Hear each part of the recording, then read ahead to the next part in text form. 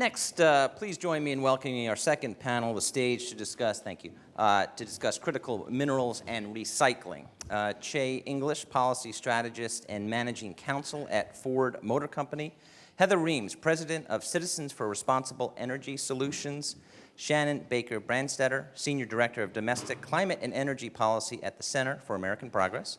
And Jesse Simons, co-founder and chief commercial officer at SOLARCYCLE. Welcome all. I'm going to do the same exact thing. If we can go down the line, starting with you, Chay, kind of describe in a couple minutes your group, your mission, why you're here, and how you're going to change the world.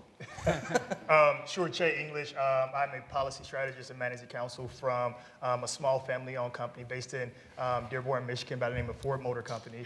And so, for the past 100 years or so, we've done a great job at building cars, and that's what we're good at. And as you guys know, we're making a hard pivot towards the electrification of our vehicle fleet. And so permitting reform and critical minerals have become very important to us all of a sudden. And so if you think about it in context, we're going from a run rate of around 50,000 to 60,000 EVs per year globally to around 600,000 EVs globally this year, with the intention of getting to about 2 million run rate by 2026. And so that is a huge jump. That is a big commitment on behalf of the company. We're investing about $50 billion towards our electrification strategy. We're hiring about 18,000 or so, creating about 18,000 or so new jobs throughout America. And so we're all in, we're committed. And that, of course, leads to a high demand on our part from critical minerals. And so we're not a mining company. We don't profess to be, but we are an end user and we are stakeholders. And so it's critically important to us that we get this right, this policy right going forward. So I'm looking forward to the conversation. Well, hey, I'm Heather Reams. I'm the president of Citizens for Responsible Energy Solutions based here in Washington, D.C. We are a right-of-center organization that focuses on lowering emissions. We primarily work with the right-of-center, so Republicans, and bringing them to the table to talk about emissions reductions. It can get sticky, I can tell you that. But the issue of critical minerals is actually, there's a lot of bipartisan nature and ripeness, so I'm looking forward to the conversation to talk about that. Hi everyone, I'm Shannon Baker-Branstetter. I'm a senior director at the Center for American Progress, which is a progressive think tank based in DC, and we're a multi-issue think tank. I lead the domestic climate team, and our main goal is to really deliver on climate justice and jobs in the clean energy transition. All right, I'm Jesse Simons. I'm a co-founder of SOLARCYCLE, where we have built the most advanced solar recycling facility in the world, right in the heart of the Permian Basin, Odessa, Texas. And we were inspired to create this company because there are 10 billion, or there will soon be 10 billion panels on the planet. That's more panels than people, and those panels can become an incredible source of silver and silicon and copper and aluminum and all these raw minerals and materials that we need to power the new energy economy. Now, I spent 20 years at the Sierra Club prior to starting this. I joined forces with a solar industry veteran, Subi Sharma, who took 2 different solar companies public, a leading researcher, Pablo Diaz, who was studying solar recycling. And together, our shared mission is to mine and refine solar panels, wherever in the world they were made, back into new solar panels made here in America with 100% recycled material. And I'm here today to persuade you all that we are prepared to deliver on the circular economy today and be a major part of a domestic supply of fully sustainable materials today and going into the future. I do want to know that Ford and SolarCycle are members of Advanced Energy United, which is the sponsor of today's event. Heather, let's go to you. Let's talk about, and in a way that I can understand, because I am not an energy insider like the rest of you, and we have a lot of people watching online. So talk about the real need for critical minerals as the U.S. makes this massive energy transition, but also, like, how does this affect everybody's lives, and how will it unless solutions are had? Well, I'll talk to everyone like I talk to my family, who doesn't really understand what I do most of the time. But you think about during COVID, where we had challenges with supply chains, getting masks or making sure that we're protected, and we realized that we had some vulnerabilities there. It's kind of the same thing that we're doing with transitioning to a cleaner economy. We need those types of minerals that will help produce the products that are needed for the clean economy. So not just what's in your cell phone, but also what all those products are needed. So what we're finding is a insanely need for critical minerals with cobalt or lithium and copper, others that we haven't really created the supply chains for, or they're not strong enough really to be able to be reliable. So we may be over-reliant on a country like China or in the Congo, for instance. And we're also relying on the ability to mine these places where there also are child labor issues, slave issues, kind of human rights issues that really aren't really aligned with our American values. So we need these to shore up these supply chains to be able to expand clean energy, plain and simple. I think that the kick here is, and something I want to talk about, is the political challenge that we have there and the opportunities I think we should overcome. Briefly, the biggest political challenge is just the polarizing times. Well, I think also it's, you hear from the Republicans oftentimes a rush to green, and there isn't really a strategy about how we're going to shore up the supply chain. So we're working towards these goals and saying 2050, but we're not creating the processes to get there in a logical way. And you have Republicans pushing back and saying, wait a minute, give us the lay of the land. What's the plan? What's the strategy here? And it's really not coming to fruition in a way that's really going to connect the dots to soothe the political environment. Shannon, what about you as far as obstacles that you see? Obviously, the CAP has its own solutions. Talk a little bit about them and what are the obstacles to getting them done? Yeah, so I think in increasing processing, mining, and recycling of critical minerals, we have a deficit of trust with the mining industry, frankly. And so I think historically, mining companies have been really successful at not having very much accountability for the harm that they're causing, both financial and economic, to the communities they've operated in. And so there's really a need to reset the relationship with mining companies, and I think that will actually speed up the process rather than slowing it down. So community engagement, community benefits agreements, these are ways that mining companies today in the US are operating in a way that is more sustainable and is done in a way that actually is benefiting the community in terms of jobs and long-term investment, rather than like the boom and bust cycles that we've seen before and just all the hundreds of thousands of abandoned mines that we have in this country. So I think that when we talk about permitting reform and NEPA reform, mining reform is a huge part of that. And so winning a social license to operate will actually speed up the process. And so we need not only voluntary agreements that have been happening around the world, and the US is doing a lot with the Mineral Security Partnership and other initiatives, but we need really to be the most environmental and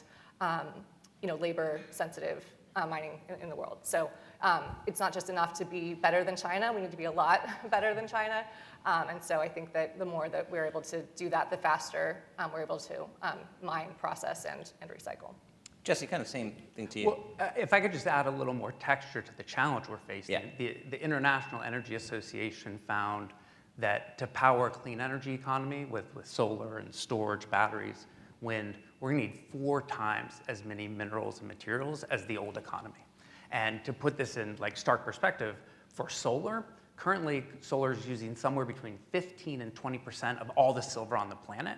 And within the next 20 years, it's set to use 100% of all known reserves. That's just silver for solar. The same thing's true with copper. The same thing's true with aluminum, and that's just solar. Batteries have their own issues. So we're facing, I think the biggest challenge is we are facing a major need as we're shifting from a hydrocarbon-based economy to a clean energy economy to really maximize all the different possibilities of how we get those raw minerals and materials. And I'd argue we really want to start by mining and refining our existing waste streams and doing everything we can there to optimize that before we open up new areas for drilling and mining.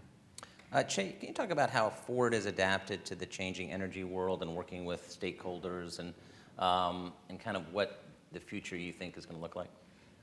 Sure, and I just kind of spot out some numbers earlier. I mean, we're obviously adapting very quickly, and to your point about how we kind of think about fulfilling our critical mineral needs, right? I mean, obviously there's kind of a short-term need and permitting reform and mining and all of those things to kind of help meet our short-term need. But obviously recycling is a big part of our long-term strategy to get the minerals that we need. And in terms of how we are partnering with our stakeholders, particularly with mining companies, we're using our purchasing power to make sure that they are adhering to our strong commitment to ESG principles and things of that nature, and we found it to be very effective. We try to be honest brokers in this space, right? I mean, Ford is an iconic company. We have a history behind us of being honest brokers, and so making sure that we're engaged with our community stakeholders, diligently. I mean, we're erecting two new mega sites in Tennessee and also in Michigan, and so making sure that we're bringing the community along with us as we're transitioning as well. And so again, we have 18,000 new jobs that we're creating, but we're also bringing current Ford employees with us who we're retooling and retraining and making sure that they're part of the EV transition as well. On the last panel, we talked about, and this happens in a lot of areas we've seen with Congress, where there's a question of whether policies should be pursued administratively or legislatively through Congress. Heather, you've written that the answer is not through federal regulations. Why not? Well, it's certainly not through the administrative process. The uncertainty there is just, for businesses, is just ridiculous. So, for instance, when you have the Obama administration giving a permit to a mine, and then you have the next administration then turning it around and saying you can or cannot have it. So this creates this uncertainty where we really need Congress to legislate and be clear about the intent they have. I think it's one of the challenges, but we're also not seeing from the administration, like I said, this clear, what's the strategic plan to get to that 2050 or that 2030? What do we need to do that has a combination of mining, of recycling, and anything else that we can to make sure we're producing here in the United States, building those things here. So I really applaud the idea of thinking about building here more, and we're having more of that, but we really need clear signals from Congress to be doing that, and not the flippant every 4 years, and this pendulum that goes back and forth that's at the political whims rather than just certainty for good business decisions. Shannon, your thoughts on that? Yeah, so in the infrastructure bill that was passed a couple years ago now, there was about $10 billion for critical minerals processing and investments in the US. And so onshoring and friendshoring, as we like to say, with our allies is going to just be really important for that. And processing really is a key part. I mean, mining, of course, has to happen first, but there are a lot of democratic allies that have a lot of these critical minerals. And so but China has almost all of the processing capacity, so it's still going through China, and China's been using its economic power there to kind of have a race to the bottom in terms of human rights, labor, and the environment. So what we need is more control over the processing as well. So that can be with our allies or here. Processing can also be a dirty business, so you still need really strong environmental and labor controls on it. But I think that really is a linchpin in that cycle that the US could really play a big role on. And when you have processing, you have more control over the supply chain, you have more of a lever for getting those stronger labor and environmental controls. So I think that's a really key piece, and there is investment in that. It'll take a little while to play out and to really take hold, but there are already new investments in Georgia and elsewhere to do that. Jesse, Yeah. Can you talk about China? I mean, obviously, our relationship with China has deteriorated. The CIA has estimated that in the next president, whether it's the same president or another president, is going to have to deal with China invading Taiwan. Just the massive geopolitical, I mean, this issue, while complicated, is affected by global politics. What are the, and as you mentioned, we need a lot more minerals, 4 times as much, and you laid out some of the short-term solutions, but long-term, what are we looking at? Yeah. Well, look, I'm a solar expert and an environmental expert, not a China expert, but I will say that 80% of our materials that go into the supply chain for solar are all in China. And so, without a doubt, one of the key strategies the United States need to pursue is a domestic supply and diversifying our partners and our own domestic supply of raw minerals and materials for solar, for batteries, for wind. And we've started that to some degree. And we've started right? that, Yes. absolutely. And I think we can do more by really, encouraging the mining and refining of our existing waste streams. As I said, is a really good starting place. The National Renewable Energy Laboratory recently studied this and found that we can get somewhere between 30 and 50% of all the minerals and materials we need to build solar panels in 2030 in this country from recycling panels. And so it's a huge opportunity. It would allow us to meet China and beat them in this clean energy race and partner with them as necessary, because we don't want to go too fast on that front, because we do need China in certain ways. And so it's important to both develop our own supply, develop our own panels, really double down on that, while also ensuring we are sharing technology and building this stuff together. Let me ask a question, and Chay, you can take this, and anyone else can take it as well. This is from Matt Canner, partner at Global Strategy Group. What do you see as the mechanism and infrastructure to communicate with the public about the importance of citing large-scale clean energy projects? So that's a big question.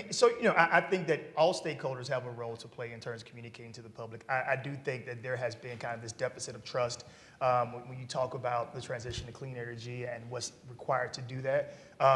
And so, at Ford, we definitely take it upon ourselves to, again, try to be honest brokers in this space, to communicate to our customers and to the communities where we have facilities that here's what we need in order to transition to this clean energy. But also, you need, members of Congress to also communicate that, because I do think that at the end of the day, we are all trying to get to the same place. We just have different paths to get there, but making sure that we're communicating that and we're building that trust amongst their constituencies, but also the administration has a role to play as well.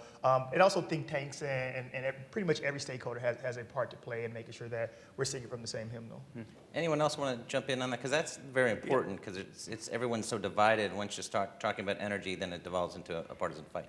I was going to say, there's a common notion that, out there that Republicans don't really care about the clean energy transition, and it's really a one-sided political issue, and it's not the case. Look at the boom that's going on in Georgia right now on electric vehicles, and it's significant. Or, trying to think about mining that's just happening now in Arkansas. There's this idea that there's this blue demand and, and the red supply, and that's pretty live right now. That's very real. But don't forget, when we're supplying, you're also creating jobs, you're creating economic base. And the more time that goes on where there's economic bases there, the harder it is to undo it. So time is actually our friend in doing some of this. And we're active with the Republican Governors Association, for instance. And I can tell you, as governors that are CEOs of their states, they care very much if it's a solar project or a fossil fuel project, you name it. They're talking about bringing opportunity to their states. You mentioned Oklahoma. Governor Stitt is 100% on this. And it doesn't matter if it's fossil fuels or it's clean, but he does want to help reduce emissions. And this is what's great about our federation, is we can really, states can compete for one another, who has the best opportunity. And that transcends red or blue. That's a red, white, and blue issue. And that doesn't attract the headlines, but you encourage what you're seeing at the local level. Well, building on that, we located our facility in Odessa, Texas, which has to be one of the redder districts in the country. And we're welcome there because we're creating good manufacturing jobs. There's 60 people there wearing hard hats, demanufacturing solar panels. And that's, 18 months ago, we were a PowerPoint. And now we've got a factory that's fully up and running in the middle of one of the reddest districts in the country. And people love that. And it complements very well all the solar panels that are going in Texas as well. Like, Texas is the fastest growing solar state. Oklahoma is putting in all sorts of solar. Georgia's putting in solar and storage. So you're seeing it happen. And so I think one way to win political support from the community is demonstrating their jobs. And the other one is to demonstrate that you're going to be doing it in a sustainable way. And that's where we come in, particularly helping companies, some of our biggest customers. They're building giant projects out there. The size of small cities fill these solar farms, right? And being able to say to the community, look, we've got a plan for what to do with these at the end of life. We're going to return these panels back to the domestic supply chain so we can make new panels here in America in places like Georgia and Texas. That really helps secure approval for those projects, even in the reddest districts.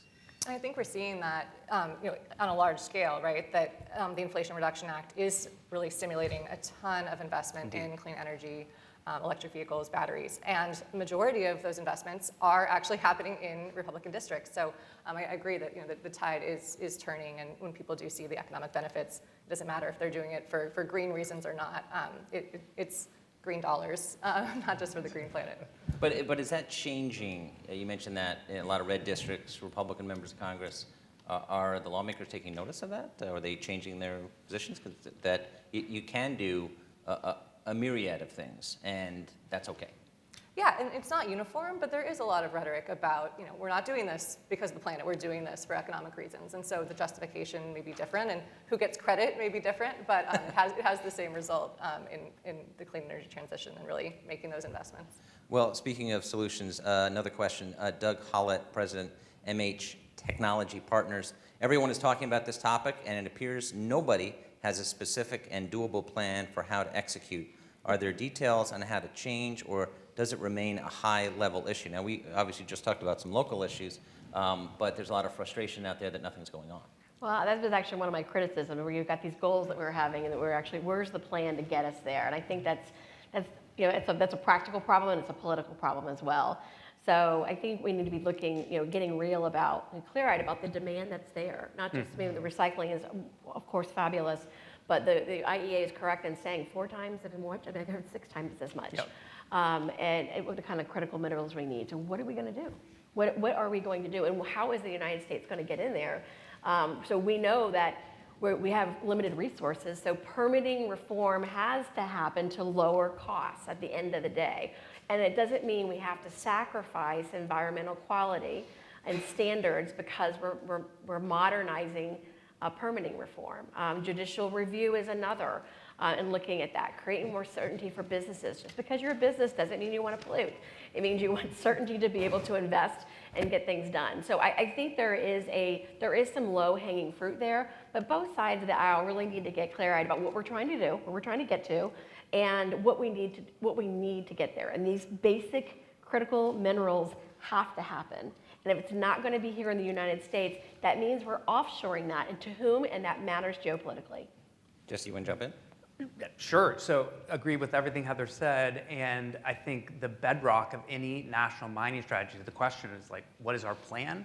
I really think it does need to begin with figuring out how we can optimize and maximize mining and refining the existing waste stream, because there is so much potential. I mentioned the NREL report that said we can get 30 to 50%, but we're finding in our facility that we're able to turn 1 watt from an old solar panel into 1.4 watts in a new solar panel. So and the reason for that, it may seem counterintuitive, is even though you lose some material in the process of recycling from one phase to the next, because the panel gets so much more efficient in the deployment phase from one phase to the next over 15 years, an old panel was 200 watts, now it's 600 watts. So if we could recover 95% of the materials, we're able to basically produce 1.5 panels with an old panel. So I would just argue that as we're thinking about our strategy, a key, truly the bedrock of the plan needs to be thinking about, yes, how do we mine enough materials to get to a certain state? But in the long run, I believe the reason why we're going to be the next Ford of American business is because recycling, truly, the circular economy is going to be the next big thing, because that's how we're going to get all of the materials and minerals we need 10 or 15 years from now, is continually doing recycling and reusing these panels, these batteries, and these wind blades. Well, we'll end on that optimistic note. Please thank our panelists for joining us. Thank you.